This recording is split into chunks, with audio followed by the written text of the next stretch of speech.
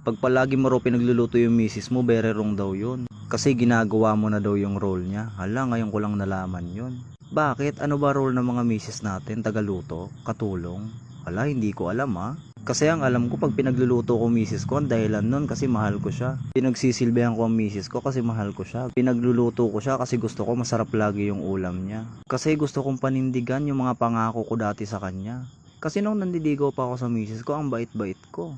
Halos si alay ko ang buwan, araw at bituin sa kanya noon. May pa I love you to the moon and back pa nga ako noon, tapos hamot-saring love song pa yung mga tinutugtog ko sa kanya. Hindi ko alam nakabawasan pala sa pagiging lalaki yon. Masama ba napatunayan ko na hindi lahat ng lalaki sa una lang magaling? Masama na pala na alagaan mo yung kabiyak ng buhay mo ngayon. Ako kasi sinusunod ko lang yung sabi ng tatay ko sa akin eh. Sabi ng tatay ko, alagaan mo yung misis mo kasi malaki mo na kinuha yan. Hindi ka na nagsakripisyo sa pagpapalaki, sa pagbabantay ng baby pa. Kinuha mo yan, papakinabangan mo na lang. At pinalaki ako na mabubuting magulang kaya ayun, sinusunod ko yung payo nila sa akin. Kita mo ito, nakapagluto na naman ako ng masarap na ulam. At alam kong masarap na naman yung kain ng misis ko nito. Ayan, 15 minutes lang naman ang buhay ko yung ginamit ko para ipagluto ko si misis. Hindi ko naman ramdam na nabawasan yung pagkalalaki ko.